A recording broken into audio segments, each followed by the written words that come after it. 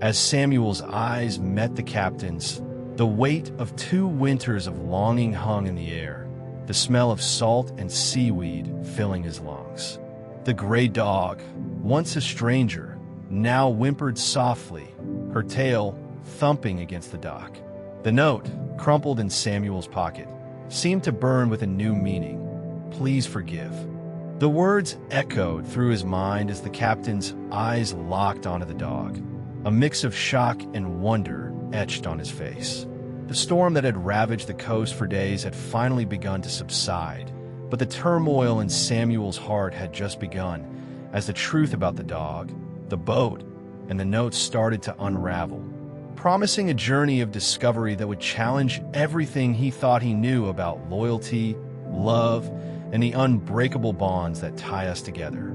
The air in Port Blossom had hung thick with damp earth and salt for 3 days, ever since the storm clouds rolled in from the Tasman Sea. Samuel, his hands knowing the intimate language of ropes and nets, hunched in his small boat, methodically bailing rainwater. The rhythmic slosh of the bucket was the loudest sound, punctuated by the mournful cry of a distant gull. He checked his tackle, preparing for a break in the weather that never seemed to come, when his fingers brushed against something alien beneath the warped wooden seat.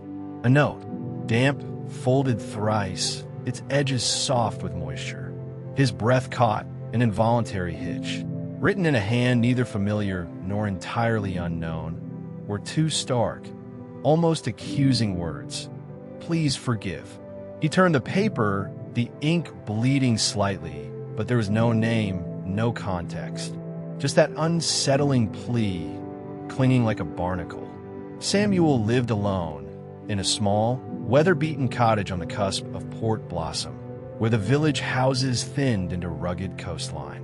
His days were a quiet rhythm, tides and tackle, mending and waiting. His only constant companion was the sea and, lately, a thin gray dog. Every morning, with the first blush of dawn, the dog appeared on the rough-hewn dock. It was a creature of subtle shadows, its fur the exact shade of pre-dawn light, its liquid amber eyes watching him with unblinking intensity. It never barked, never whined, just watched. Samuel assumed, as one does in a small village, it belonged to someone, that its owner would eventually reclaim it. He never offered it a scrap, nor a kind word. Yet, every evening, as the sun dipped below the horizon, painting the clouds in fiery hues, the dog performed its peculiar ritual. It dragged a single wet stick, sometimes gnarled and smooth from waves, other times splintered driftwood, to Samuel's cottage door. It deposited it silently, almost reverently, before disappearing into the twilight. Samuel, a man of simple logic, found this utterly baffling. He started calling the dog the beggar, convinced it was a strange, wordless plea for food or attention. He'd shoo it away, muttering under his breath about stray animals and strange habits. He was so sure of his assessment, so certain he understood its motives. But here is what Samuel, for all his years reading the sea and sky, simply didn't understand yet. The dog wasn't begging. Not in the way he imagined. It was in its own silent, persistent way, trying to give something back. And that truth, when it finally surfaced, would change everything. As the captain's eyes never left the dog, a torrent of memories seemed to flood back, his face a map of emotions. She was just a pup when she went over, he whispered, his voice cracking with the weight of remembered grief. We thought we'd lost her forever. The dog, sensing his distress, nuzzled his hand, her tail wagging softly, as if to comfort him. Samuel, watching this reunion, felt a pang of regret for his earlier behavior towards the dog. He had misjudged her, seen her actions through the lens of his own solitude, never once considering that her intentions might be pure, her heart full of a love and loyalty that transcended species.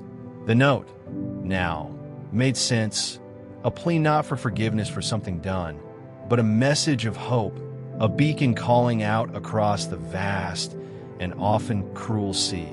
Please forgive, it had said. But what was there to forgive? The dog's persistence? Her refusal to give up? Or was it something deeper? A reminder that even in the darkest of times, there's always a way back, always a chance for redemption and reunion. As Samuel pondered these questions, the storm finally began to clear, the sun breaking through the clouds in a blaze of golden light. But for him, the real storm was just beginning, a tempest of emotions and realizations that would challenge everything he thought he knew about himself, about love, and about the unbreakable bonds that tie us to each other and to the creatures that share our lives. As the sun dipped below the horizon on the third day of the storm, Samuel's world was about to be turned upside down.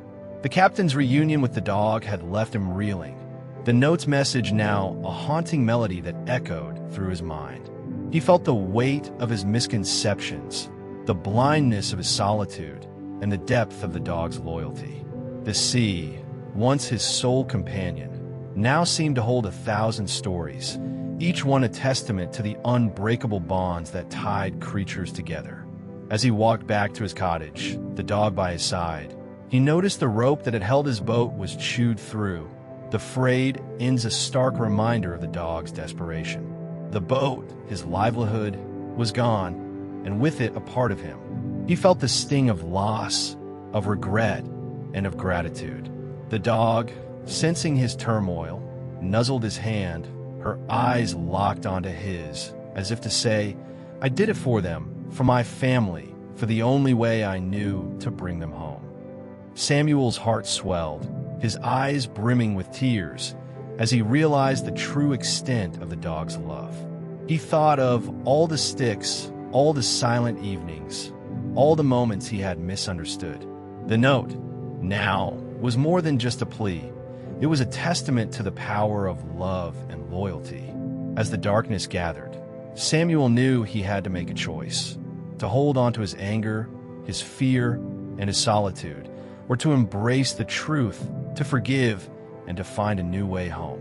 The storm outside was subsiding, but the one within him was just beginning, a maelstrom of emotions that would either consume him or set him free. The dog, sensing his distress, whimpered softly, as if to remind him that he was not alone, that there was a way forward, a way to heal, and a way to find redemption. And as Samuel looked into her eyes, he knew that he would follow her into the unknown, into the heart of the storm, and into the depths of his own soul. As Samuel stood there, the weight of his newfound understanding crushing him, he felt the warmth of tears on his cheeks. The captain, still kneeling, enveloped the dog in a tight embrace, whispering words of gratitude and love into her fur. The dog, tail wagging, nuzzled his chest, her eyes closed in bliss. The scene was one of profound reunion, a testament to the unbreakable bonds between creatures. Samuel, witnessing this, felt his heart expand, his sense of solitude dissipating like the ebbing tide. He realized that the dog's actions, once baffling, were now a beacon of hope, a reminder that even in the darkest depths, there's always a way back, always a chance for redemption and forgiveness. The note, crumpled in his pocket, seemed to glow with a new light, its words echoing through his mind like a prayer. "Please forgive," it had said. And in that moment, Samuel knew that he had been forgiven, not just by the dog, but by himself. The storm, finally, had subsided, leaving in its wake a sense of peace, a sense of belonging. As the captain stood, the dog still by his side, Samuel felt a sense of gratitude wash over him. He knew that he had been given a rare gift, a chance to see the world through new eyes, to understand the depths of love and loyalty that existed beyond the boundaries of human comprehension. And as he looked at the dog, now a symbol of hope and redemption, he knew that he would never forget this lesson, this reminder of the transformative power of forgiveness and love.